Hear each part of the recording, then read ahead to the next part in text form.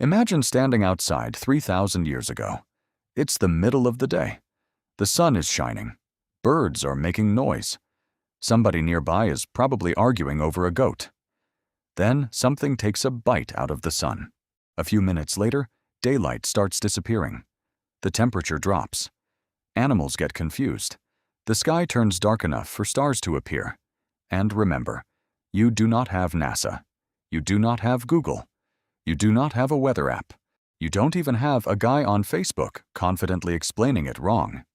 As far as you know, the most important object in the sky is being destroyed. So what do you do? Apparently, depending on where you lived, your options included screaming, banging pots, hiding the king, blaming a dragon, blaming a wolf, blaming a jaguar, praying to the gods, or just assuming the world was ending. And somehow, some of those same civilizations eventually became so good at watching the sky that they could anticipate eclipses centuries before telescopes existed. So what did ancient humans actually think was happening during an eclipse?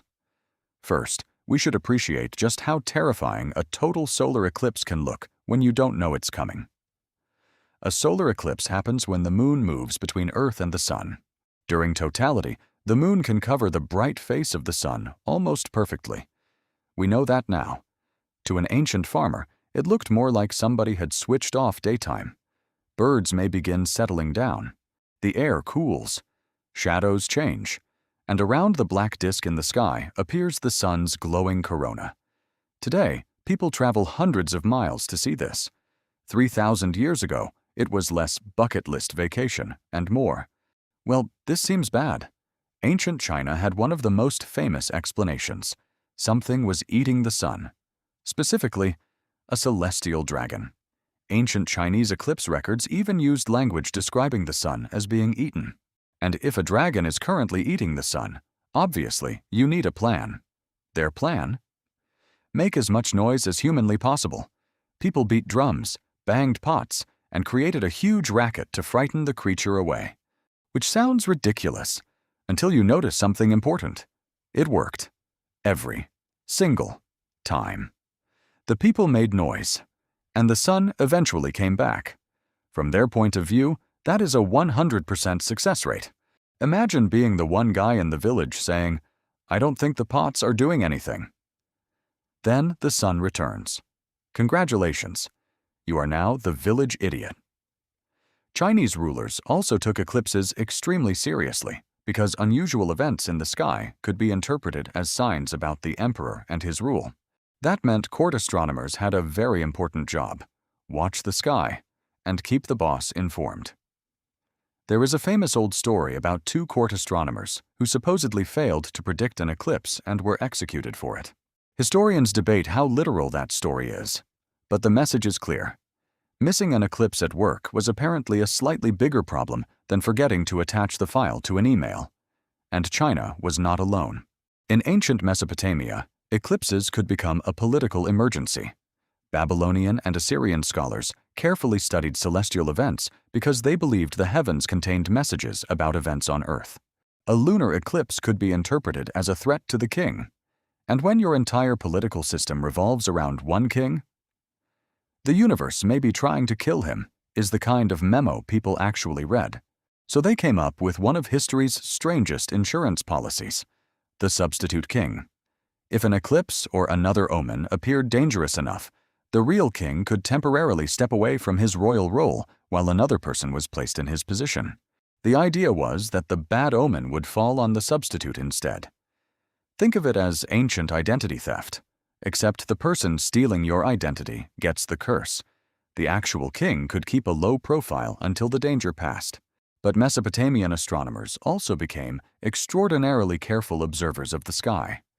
Generation after generation, they recorded what happened above them. Eventually, patterns began appearing.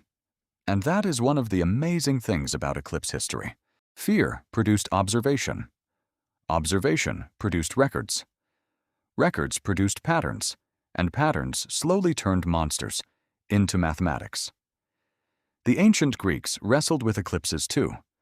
The Greek poet Archilochus described an eclipse in the 7th century BC as Zeus making night in the middle of the day, which is honestly a reasonable reaction when noon suddenly becomes nighttime. But Greek thinkers also began searching for natural explanations. By the 5th century BC, philosophers were debating the shapes and motions of the sun, earth, and moon. And one eclipse became attached to an incredible story. According to the ancient historian Herodotus, two armies were fighting a battle in 585 BC, the Medes on one side, the Lydians on the other. Then, in the middle of the battle, day suddenly turned into night. Both armies reportedly stopped fighting, because nothing improves diplomacy, quite like both sides simultaneously thinking, "The gods have had enough." Thousands of armed men were apparently prepared to keep fighting. Then the sun disappeared. Meeting adjourned. Herodotus also credited the philosopher Thales with predicting the eclipse, although historians still debate exactly what he could have predicted and how. But either way, the story shows just how powerful an eclipse could be. Farther north, Norse tradition imagined another celestial problem: wolves. In Norse mythology, wolves chase the sun and moon across the sky. When one catches its target, the light disappears. Ancient eclipse explanations were basically becoming the world's most stressful nature documentary. China had a dragon, Norse tradition had wolves, and in the Andes, the Inca had a jaguar. During a lunar eclipse, the moon can turn a deep reddish color. Today, we call this a blood moon. The Inca associated this sight with a jaguar attacking the moon. And there was an additional problem. What happens after the jaguar finishes eating the moon? Maybe it comes down here. So people made noise and tried to drive the predator away. We know the moon is passing through Earth's shadow, but imagine watching a normal white moon slowly turn the color of blood when nobody has explained orbital mechanics to you. Giant skycat suddenly starts sounding slightly less unreasonable, and not every culture treated an eclipse simply as a monster attacking the sky.